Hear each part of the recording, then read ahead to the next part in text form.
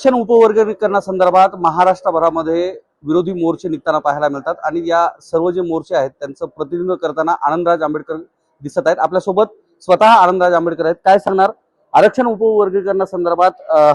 तमाम जे 59 जाती आहेत त्यांची काय भूमिका आहे, आपल्यासोबत किती जाती सहभागी आहेत आणि सरकारचं या संदर्भात काय म्हणणं आहे? आज नांदेडमध्ये महामोर्चा झाला असं म्हटलं तर वावगं ठरणार नाही। लाखो लोक होती, लिटरली लाखो लोक होती आणि एक प्रचंड मोठा मोर्चा झाला। आणि असेच मोर्चे परभणी असेल, जालना असेल, लातूर असेल, सोलापूर, धाराशिव, बीड अशा प्रत्येक ठिकाणी होत आहेत आणि पुढच्या 3 दिवसात माझे 3 मोर्चे अजूनही आहेत। काल माझा मोर्चा पुण्यामध्ये झाला आहे। त्यामुळे हे मोर्चे जिल्हावार आणि तालुकावार चालूच आहेत आणि प्रचंड मोठा प्रतिसाद या मोर्चाला मिळत आहे। आणि सरकारचा घाट असा आहे की या एसी मधले जे काही एकत्र ही मंडळी राहतात त्यांच्यामध्ये वाद निर्माण करण्याचा आपण पाहिलं असेल की सरकारी धोरण आहे की हिंदू मुस्लिम वाद निर्माण करणे, कुणबी मराठा वाद निर्माण करणे, धनगर आदिवासी वाद निर्माण करणे, तसंच आज दलितांमध्ये म्हणजे एससी मध्ये हा वाद निर्माण करण्याचा प्रयत्न केला जातो। कारण म्हणजे दुर्दैवी आहे आणि सरकारला आमचं सांगणं आहे की असले वाद निर्माण करू नका। हे देशाला धोकादायक आहे, देशाच्या प्रगतीला अडचण निर्माण करणारे आहेत आणि त्याच्यामुळे देशाची प्रगती कुठे थांबते। आपसामधल्या वादामुळं कोणाचंही भलं होत नाही। देश एकसंघ एक दिला राहिला तर तो महासत्ता होईल। आपसातल्या वादानं हा देश रसातळा जाण्याची शक्यता आहे किंवा त्याचे तुकडे तुकडे होतील असं बाबासाहेबांनी स्वतः सांगितलेलं आहे। त्यामुळं अशा पद्धतीचं काही करू नये सरकारने, ही आमची सरकारला विनंती आहे। आणि त्यासाठी उपवर्गीकरण रद्द करावं। जे काही बदर समिती नावाची एक गुपचूप बनवलेली समिती आहे जिचा अहवाल अजूनही कोणाला सादर केला नाही किंवा जनतेला अजूनही दाखवला नाही आणि त्याच्यावरती लोकांना सूचना द्याव्यात असं सांगण्यात आलं। तो बदर कमिटीचा अहवाल सुद्धा मंत्रालयात बंडल करून ठेवा, हे असं आमचं म्हणणं आहे। उपवर्गीकरणावरून वेगवेगळे मतभेद समोर येताना पाहायला मिळतात। मातंग समुदाय जो आहे तो वेगळा पडून एक गट तयार झाला। त्यांचं म्हणणं आहे की आमचं जे आरक्षण आहे ते बौद्ध समाजानं खाण्याचा सुद्धा आरोप होतोय। 2 समाजामध्ये हा पेच प्रसंग निर्माण झालाय। तर त्या संदर्भात तुम्ही काय आवाहन करणार? आंबेडकर कुटुंबाचं तुम्ही प्रतिनिधित्व करतात। बघा, मातंग समाज आमचा भाऊ आहे आणि ज्यावेळेस या देशात संविधान लागलं दोघांची परिस्थिती गावकुसाबाहेर आणि मांगांची आणि महारांची वस्ती एकत्र राहत होती। फक्त आम्ही बाबासाहेबांचा विचार फॉलो केला। याने मनुवादी विचारावरती ते अत्यंत घट्ट पद्धतीने राहिले। आज सुद्धा आपण पाहिलं असेल अंधश्रद्धेमध्ये किंवा ज्या पद्धतीने ते म्हणजे अमावास्येला जाऊन मागणं हे ते सर्व करत असतात आणि त्यामुळे त्यांनी शिक्षणाची कास नाही धरली आणि त्यामुळं शिक्षण नसल्यामुळे ते मागे राहिलेले आहेत। त्यामुळं शिक्षण नसताना फक्त उपवर्गीकरण करू आणि आरक्षण मिळून काही त्यांची प्रगती होणार नाही। कारण शिकलेच नसतील तर डॉक्टर, प्रोफेसर, इंजिनियर ही म्हणजे जागा निर्माण होती तेव्हा कशा त्यांना मिळतील, कारण त्यांचं शिक्षणच नसेल। आणि त्यामुळं या पद्धतीने त्यांनी मागणी करणं हास्यास्पद आहे। आणि बरेचसे म्हणजे 90% मातंग समाजाचा माणूस आज बाबासाहेब आंबेडकरांना बोलतोय। त्याने अनेक लोकांनी बौद्ध धर्म घेतलेला आहे आणि त्यामुळे ज्यांनी बौद्ध धर्म घेतला त्यांची प्रचंड प्रगती झाली आहे। ते प्रोफेसर आहे, आपल्या सुकुमार कांबळेंचं उदाहरण देता येईल किंवा इतर अनेक उदाहरणं देता येईल। त्यामुळे जे जे बौद्ध धर्मीय झाले आणि बाबासाहेबांच्या विचारांची ज्यांनी कास धरली ते अत्यंत पुढे गेले आणि ज्यांनी मनुवादी विचारांची कास धरली ते मागे राहिले। आणि त्याच्यावरती उपवर्गीकरण हे काही उपाय नाही, तर याच्यावरती बाबासाहेबांच्या विचाराशी प्रामाणिक राहून त्यांच्या विचारावर चालला तर आपोआप तुमची प्रगती झाल्याशिवाय राहणार नाही असं मी मातंग भावना सांगतो। आणि याच्यामध्ये हे जे काही जी काही मंडळी आहेत ती फार क्षुल्लक आहेत। त्यांचे मोर्चे सुद्धा क्षुल्लक होतात। 200-500 लोकांचे मोर्चे होतात। या इथं आपण बघितलं असेल 59 जाती म्हणजे मातंगामध्ये सुद्धा 80-90% आमच्याबरोबर असल्यामुळं प्रचंड असे म्हणजे लाखाचे मोर्चे होत आहेत। त्यामुळं हे जे काही पिल्लावळ आहे, जी मनुवाद्यांनी आणि RSSने पोचलेली पिल्लावळ आहे ती फक्त फडफड करते। त्यामुळे त्यांच्यावरती लक्ष देण्याची गरज नाही।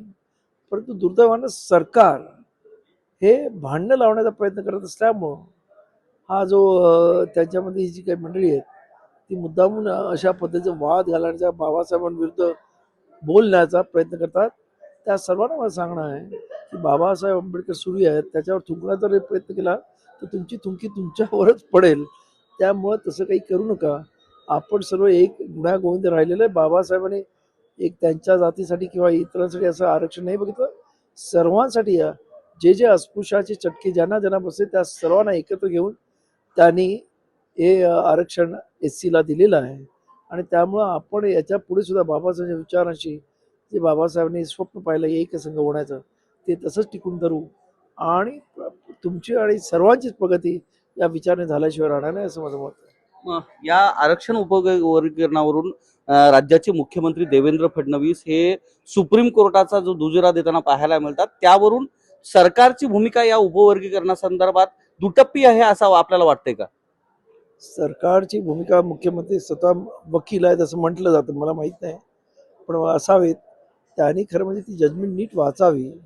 त्याच्यामध्ये कुठेही कंपल्सरी असं म्हटलेलं नाही. नाही तर कंपल्सरी असं तर आतापर्यंत एवढ्या स्टेट्स आहेत, UP बिहारपासून सर्वच आहेत, त्याच्यामध्ये हे उपवर्गीकरण झालं असतं. असं होत नाही. याचं कारण हे ऐच्छिक ठेवलेलं आहे. ज्या इथे सरकारमध्ये अशी माग होईल त्या सरकारने त्याचा विचार करावा आणि इम्पेरिकल डाटा म्हणजे अचूक माहिती संपूर्ण याची मिळवावी. कोणी मागे आहे, पुढे आहे, किती मागे आहे, किती मागासलेलं आहे सामाजिकदृष्ट्या, आर्थिकदृष्ट्या, शैक्षणिकदृष्ट्या, आणि त्यानंतर ते आरक्षण लागू करावं असं सुप्रीम कोर्टाने सुद्धा सांगितलेलं आहे. त्यामुळे हे जे काही मुख्यमंत्री म्हणतात ते धांदात खोटा आहे. आणि त्यामुळे अशा पद्धतीचा हे जे उपवर्गीकरणाचा घाट सरकारने आणि मुख्यमंत्री घातलेला आहे त्याच्या विरुद्ध प्रचंड असा जन आक्रोश आहे. आणि तो जन आक्रोश प्रत्येक जिल्ह्यामध्ये रस्त्यावरती येतोय. त्यामुळं सरकारने अशा पद्धतीचं कुठचंही कृत्य करू नये. न पेक्षा रस्त्यावरची लढाई लढावी लागेल. रस्त्यावरच्या लढाईत तिथे धर्मेंद्र शहीद झाले, इथे देवेंद्र शहीद होऊ नये ही सदिच्छा. ह्या सगळ्या गोष्टींमध्ये काल मोहन भागवतांचं एक वक्तव्य आहे की आता आरक्षण संपवण्याची वेळ आलेली आहे, आरक्षण हे स्वतः सोडण्याची वेळ आली आहे. त्या संदर्भात तुम्हाला काय वाटतंय? RSS ला अजेंडा जो आहे की आरक्षण संपवण्याचा, त्या संदर्भात याच असे भाष्य केले जातात का? खरं म्हणजे हे आज जे मुख्यमंत्री बोलत आहेत ते RSS ची भाषा बोलतात, ते स्वतःची भाषा बोलत नाही. आणि त्यासाठीच म्हणून हे आपसामध्ये भांडणं लावणं आणि जेणेकरून मग स्वतःहूनच ज्यांना आरक्षण मिळतं ते म्हणतील की आता आरक्षण काही उपयोगाचं नाही, आम्हाला आरक्षण नको. पण त्याच्या आधी आमचं म्हणणं आहे की 2500 वर्षापासून तुम्हाला मंदिरामध्ये जे आरक्षण मिळतं आहे ते तुम्ही सोडा. या इथं अनेक गोष्टींमध्ये तुम्ही प्राधान्याने पुढे आहात, तर हे आरक्षण पहिल्यांदा सोडा. जेणेकरून माझं तर असं आव्हान आहे सरकारला, तुम्हाला जर हे प्रवर्गामध्ये म्हणजे SCच्या प्रवर्गामध्ये हे जे काही उपवर्ग करण्याचं आहे त्याच्या आधी खुल्या वर्गामध्ये हे उपवर्ग करा आणि त्याचा डेटा द्या. म्हणजे ह्या देशामधल्या सर्वात जास्त फायदा कोणी घेतला त्याचं ह्या देशामधल्या संपूर्ण जनतेला कळेल. आणि ह्याच्यामध्ये खरे कल्प्रिट कोण आहेत, खरे त्याच्यातले गुन्हेगार कोण आहेत आणि या देशामध्ये बहुजनांना नागवणारे कोण आहेत याचा ताळेबंद किंवा ठोकताळे समस्त भारतीय जनतेला मिळाल्याशिवाय राहणार नाही. शेवटचे 2 प्रश्न. मराठा आरक्षणासंदर्भात सुद्धा सरकारनं दिशाभूल केल्याचा आरोप होते. कालच मनोज जरंगे यांनी बावनकुळेवर आरोप केले आहेत की मराठ्यांना जे प्रमाणपत्र OBCची देण्यात आलेली आहेत ते आता रद्द करण्याचं काम सरकारनं केलं. एका प्रकारे सरकार सुद्धा इतर समाजाची सुद्धा दिशाभूल करते असं आपल्याला वाटतंय का? हे सरकार पूर्वीपासून जो मी म्हणतो आल्यापासून हे सरकार आल्यापासून ते 3.5% लोकांचं सरकार आहे. त्यामुळं त्यांना माहिती आहे की हे सर्व बहुजन जर एकत्र आले तर आपण काही टिकणार नाही. त्यामुळे इथे तोडा फोडा झोडा आणि राज्य चालवा अशा पद्धतीची नीती अंगीकारलेली आहे. आणि त्यामुळे आपसामध्ये वाद निर्माण करणे, त्यासाठी मग कुणबी वर्ष मराठा असेल किंवा आदिवासी वर्ष धनगर असेल किंवा आता SC मधला वाद असेल, हे असे वाद किंवा हिंदू मुस्लिम असतील, जेणेकरून सत्ता आपल्याकडे राहील याचा प्रयत्न हे करतायत. आणि त्यासाठी म्हणून परंतु याच्यामुळे देशाची प्रचंड मोठी हानी होते. देशामध्ये एक जिन्सीपणा राहत नाही. देशामध्ये जो लोकांमध्ये देशाबद्दल जी आत्मीयता आहे ती अशा वादामुळे कमी होते आणि जातीबद्दल अति प्रेम जागृत होतं. हे खरं म्हणजे देशाच्या एकात्मतेला धोकादायक आहे. आणि या देशाचा जर इतिहास पाहिला, जेव्हा जेव्हा मनुवाद्यांची या देशामध्ये पकड बसली तेव्हा तेव्हा हा देश गुलामीमध्ये होता. आपण 1000 वर्षाचा इतिहास पाहिला तर तुमच्या लक्षात येईल की या देशामध्ये बुद्धिझम संपला आणि ही जी काही मनुवादी वर्णव्यवस्था आली त्यानंतर हा देश पारतंत्र्यामध्ये गेला. मग ते मुघल आले, अरब आले, पोर्तुगीज आले, इंग्रज आले आणि हा देश सतत गुलामीत राहिला. कारण कारण यांचं डिव्हिजन म्हणजे आपसामध्ये वाद निर्माण करणं, आपसामध्ये भेद निर्माण करणं, आपसामध्ये माणसामध्ये एकमेकांमध्ये भिंती निर्माण करणं. आणि त्यामुळे जेव्हा या देशावर पूर्वीच्या काळामध्ये जेव्हा कधी इथे इतर लोकांनी जेव्हा याच्यावरती हे केलं आक्रमण, तेव्हा एखादा क्षत्रिय लढला पण 70% लोक तशाच पद्धतीने राहिले, त्यांना काही फरक पडायचा नाही. कधी हा देश एकसंघ राहिला नाही. आज बाबासाहेब संविधानानं पहिल्यांदा हा देश एकसंघ होतोय. पण दुर्दैवानं परत एकदा मनुवाद्यांनी याचा ताबा घेतल्यानंतर परत इथे या देशामध्ये जातीयतेचं अत्यंत पक्क असं लोकांमधली मानसिकता होतं आणि त्यामुळे परत एकदा देश दुबगण्याचा किंवा पारतंत्र्यामध्ये जाण्याची धोका निर्माण झालेला आहे असं मला वाटतं. आपण महाराष्ट्रामध्ये शाहू फुले आंबेडकर, छत्रपती शिवाजी महाराजांचा तुकडोबांचा महाराष्ट्र म्हणून ओळखतो. मात्र मातंग समाजातील काही नेते मंडळी, विद्यमान आमदार हे बरेचसे मुक्ताफळ उधळताना पाहायला मिळतात, ज्यामध्ये त्यांनी व्यासपीठावरून असं बोलताना दिसतात की हा महाराष्ट्र हा गोडसेंचा, सावरकरांचा आणि टिळकांचा महाराष्ट्र असं बोललं जातंय. त्या तशा वक्तव्यांना आणि तशा मुक्ताफळांना तुम्हाला काय वाटतं, ही जी मानसिकता आहे ती कुठं थांबली पाहिजे की नाही?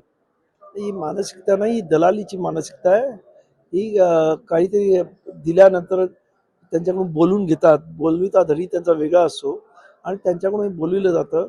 त्यांचा प्रयत्न आहे की गोडसेना हुतात्मा करण्याचा किंवा टिळकांनी ज्या चित्पावून ब्राह्मण टिळक होते त्यांनी ती मुवमेंट त्यांनी फक्त ब्राह्मणांसाठी संपूर्ण या देशामध्ये राबवली.